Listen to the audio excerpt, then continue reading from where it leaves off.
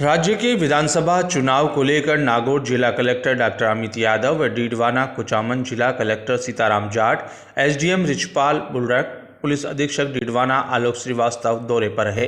इस दौरान सभी विभागीय अधिकारियों, सेक्टर मजिस्ट्रेट एवं चुनाव कार्य से जुड़े कर्मचारियों की बैठक ली गई और निष्पक्ष और शांतिपूर्ण मतदान संपन्न कराने का पाठ पढ़ाते हुए आवश्यक दिशा निर्देश दिए गए। बैठक में जिला कलेक्टर डीडवाना कुचामन सीताराम जाट ने अधिकारियों से कहा कि सभी अधिकारी अपने क्षेत्र की व्यक्तिगत तौर पर जानकारी लें। अधिकारी आम नागरिकों से मिलकर क्षेत्र के बारे में पूरी जानकारी रखें। बूथ के बाहर और आसपास में पत्थरों आदि को हटवाकर वहां सफाई करवाएं ताकि चुनाव में उन्हें किसी प्रकार की समस्या ना हो। जिला कलेक्टर नागौर अमित यादव ने कहा कि सभी चुनाव से संबंधित जारी हैंडबुक को इस तरह से पढ़कर याद कर लें जिससे चुनाव के दिन मतदान में दिक्कत न आए। एसडीएम रिचपाल, एडीएम रिचपाल बुर्डक ने सभी को ईवीएम, वीवीपैट कंट्रोलर सहित चुनाव संबंधी जानकारी दी। उन्होंने बताया कि कोई बाहर से आया कार्यकर्ता या प्रचारक मतदान से 48 घंटे के पहले क्षेत्र से बाहर चला जाना चाहिए, जिसके लिए क्षेत्र के सभी होटल, लॉज, धर्मशाला आदि की निगरानी की जाएगी। मतदान के दिन पोलिंग बूथ से 2 मीटर के अंदर कोई भी राजनीतिक दल का कार्यकर्ता मौजूद नहीं रहेगा। साथ ही मतदान को पार्टियों की दी जाने वाली मतदान पर्ची पर किसी प्रकार का चिन्ह नहीं होना चाहिए। उन्होंने बताया कि पोलिंग बूथ के 200 मीटर के क्षेत्र में मोबाइल फोन नहीं ले जाया जा सकेगा।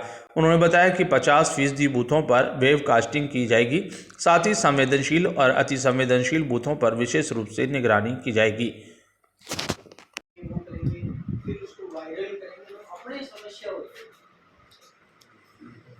है ना, और जो किसी भी हालत में, और अपन ये रखेंगे कि अपना जो पोलिंग बूथ के साथ जो जाब्ता है, इसके अलावा अपने जो जाब्ता मिलता है वो मेन गेट पे रखें ताकि अपन वहीं से फ्रिस्किंग रोके। तो फ्रिस्किंग का मतलब उनका तो सही है कि नहीं, उनसे आईडी देख के ही अपन अंदर आए,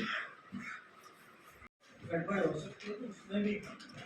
अब मेन चीज़ जो मैं आपको बताऊँगा ये चीज़ें तो है, लेकिन आपने सेक्टर ऑफिसर्स की हैंडबुक तो पढ़ी होगी, देखी ना, ये सबके पास है, प्रिंट ले लिया इसका, नहीं लिया, अच्छी बात है। अब आपको मतलब मेन चीज जो करनी है, होम वोटिंग करवानी है, वो है तो मैं आपको केवल और केवल एक तो 48 आवर्स वाली और बूथ मैनेजमेंट वाली स्थिति है उसको अपन कैसे मैनेज करें इसके लिए बताऊंगा। तो एक तो 48 आवर्स मतलब अपने 25 तारीख को वोटिंग है, 23 तारीख को जो लास्ट मतलब एंड फिक्स किया हुआ है, मान लो अगर 6 बजे का है तो 6 बजे से 48 घंटे शुरू हो जाए, तो उसके अंदर अपन मतलब किसी भी प्रकार का प्रचार प्रसार सभाएं वगैरह नहीं होगी, ड्राई डे रहेगा, वो पालना आपको करना है। एक मतलब चीज और है महत्वपूर्ण, 48 आवर्स में कोई भी पॉलिटिकल कार्यकर्ता जो इस कॉन्स्टिट्यूएंसी का मतलब इलेक्टर नहीं है, वोटर नहीं है, वो यहाँ नहीं रह सकता। जैसे होता है ना कि मकराना में कोई जयपुर का आदमी आके चुनाव लड़ ले तो वो 50, 60, 100 कार्यकर्ता लेके आते हैं चुनाव प्रचार के लिए, अपने को सबको पता है।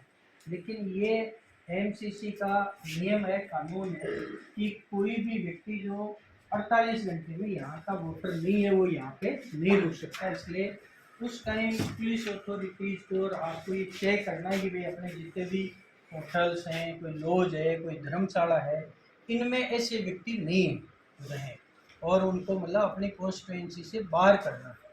एक तो ये चीज़। दूसरी चीज़ आएगी अपने स्मूथ मतलब वोटिंग हो, इसके लिए 200 मीटर का एरिया फिक्स करना।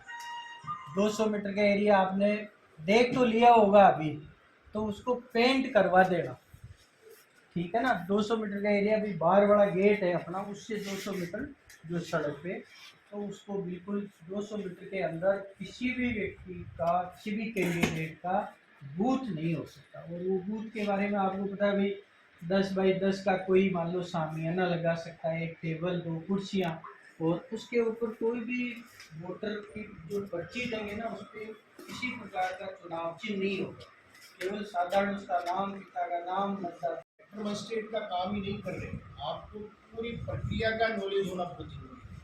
आपको प्रिसाइडिंग ऑफिसर्स के क्या रोल है, उनकी क्या ड्यूटीज है, किस तरह से परफॉर्म करनी है वो भी पता होना चाहिए। और ईवीएम को वीवीपैट को कैसे जोड़ना, कैसे ऑन करना, कैसे ऑफ करना, ये भी आना चाहिए। क्योंकि जो कुछ भी बात होनी है, प्रिसाइडिंग ऑफिसर को कोई कंफ्यूजन होगा तो आपसे पूछेंगे। आप उस स्थिति में होनी चाहिए कि आपको इस चीज़ की जानकारी हो कि मैं यस को ये पूछ रहा है, उसको ये तकलीफ आ रही है, तो मैं जवाब देने की कोशिश नहीं।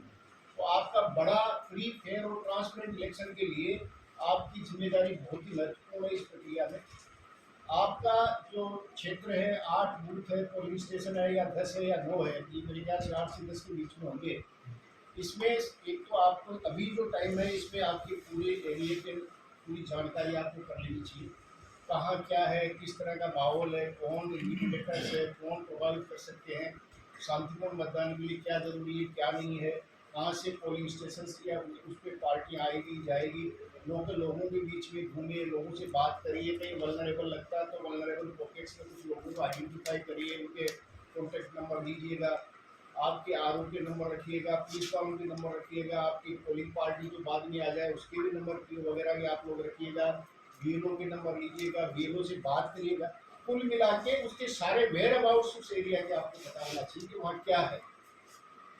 जो भी हम लोगों में से या ऑब्जर्वर या जो भी इलेक्शन अथॉरिटी की तरफ से कोई आएंगे तो आपसे ही पूछेंगे कि यहाँ क्या है।